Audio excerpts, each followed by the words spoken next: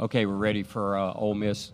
Coach Beard, if you could just give us a couple of opening thoughts, and then we'll open it up for questions. You know, every season ends for every team except for one with the feelings we have right now. It's a little bit different for me this year. You know, you dread that walk back to the locker room to talk to your guys. But this year it just felt different. I'm just so thankful. You know, I've never been this kind of emotion when a season ends, but I'm just thankful for these guys, man. Like, to be in the Sweet 16 our second year at Ole Miss, it's the players, especially these two guys to my left that endured the coaching change and stuck with us and decided to come back there last year and play for us. But just thankful, you know.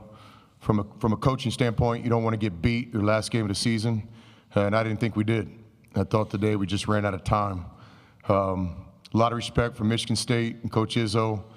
I thought our guys went pound for pound, nose to nose. That was a really tough basketball game. Thought it would be first one to 70 wins, and that turned out to be almost true. But just really thankful and proud of our guys. And the best thing that they did, and the thing I'm most thankful for, not just myself, but for them, I'm thankful that they did this for themselves, is they raised expectations.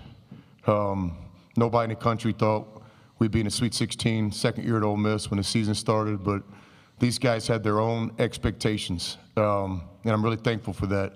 We played some really good basketball the last month, you know, beating Tennessee at home and Arkansas in Nashville. We went head-to-head with Auburn, and to get through North Carolina and Iowa State. And again today, I thought we ran out of time. I didn't think we lost the game. But just super appreciative of our players raising the expectations for themselves and our program. Now our fans feel it, our students feel it, our town feels it. And so, you know, Ole Miss basketball isn't going anywhere. And we'll never forget these seniors that took us on a special ride this year. Thanks, Coach. Let's start with some questions for Jaemyn and Matthew before we get back to Coach Beard. And we'll go fourth row on the right. We'll start with him. You guys, Caleb Saylor, Super Talk Mississippi, Jaemyn and Matt, for you guys to stick it out and remain with this program for so many years and just to see it bear this kind of fruit, how does it feel and what do you think it does for future years at Ole Miss, especially with Coach Beard? Yeah, it means a lot. You know, obviously just sticking around and seeing the growth, you know, even off the court in the community, you know, just engagement in general. You know, Oxford's a beautiful place, and I'm glad that we were able to, you know, execute.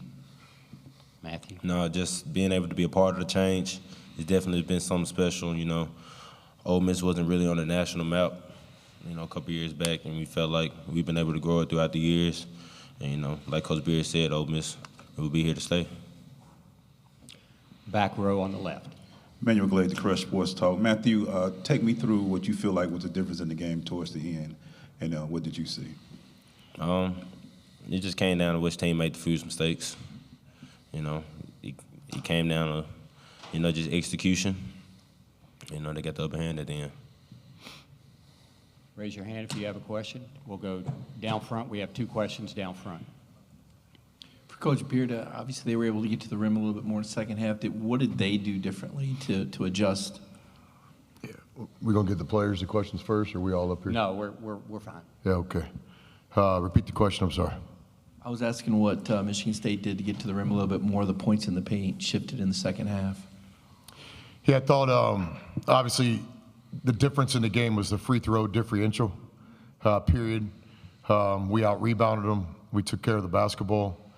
You know, it was just it was a hell of a basketball game. It was you know, again, first one to 70 is probably going to win this thing. Baskets were hard to come by for both teams.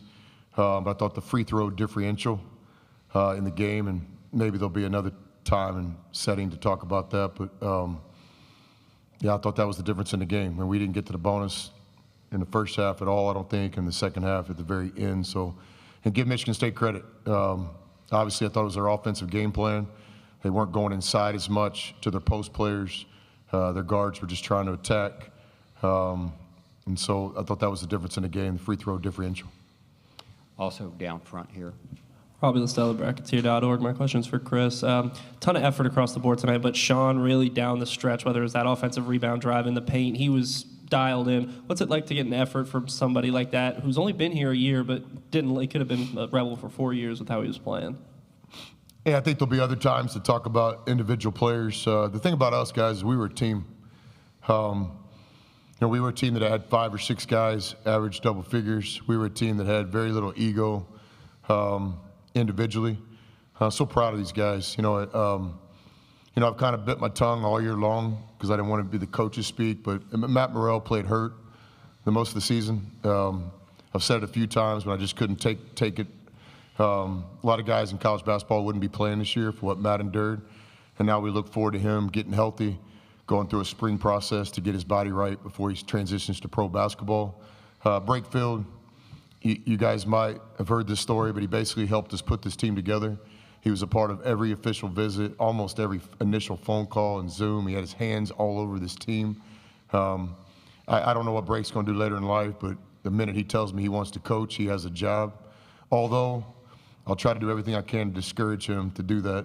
But we were a team, and tonight's not about individual players or individual questions. Hope you respect that. Ole Miss, we had a bunch of guys check their ego at the doors, and we became a team. And it took a while, but again, by the end of the year, we're playing some great basketball. You look at our last 3 or 4 weeks, we were deserving to be in the Sweet 16. And I really thought we could be a factor in San Antonio.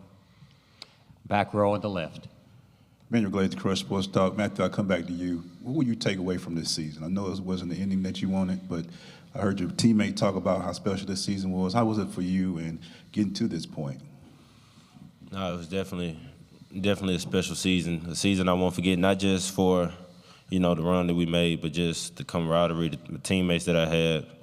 It was a very tough season for me. Obviously, Coach talked about it, been injured most of the season, but just this team helped my confidence so much, fighting through everything. So these group of guys will hold a special place in my heart. We'll go to the 4th row on the left.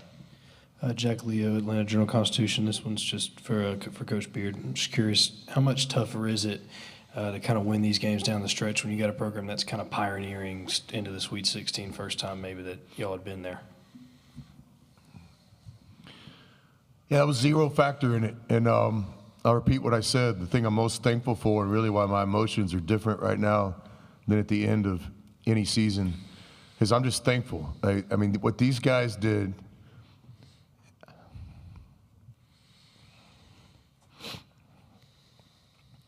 what these guys did is they raised expectations, first for themselves and then the program. And, when we were at the selection show Sunday, March, and the name came across, it wasn't about, like, we've made it. It was about, let's get to work, 6 games in 3 weekends. And for that, I'll forever be thankful. And just I know they're going to do that for the rest of their lives, too. Like, whatever they want, they're going to go get. I've been blessed to coach a lot of really good teams. But these guys were different and just, literally, like, we walked around expecting to win the SEC, expecting to win every game, and expecting to make it to San Antonio, and it was beautiful to be around. Do we have any more questions? Raise your hand if you do. We'll get a microphone to you. If not, thank you very much, gentlemen. Thank you all. Thank you all.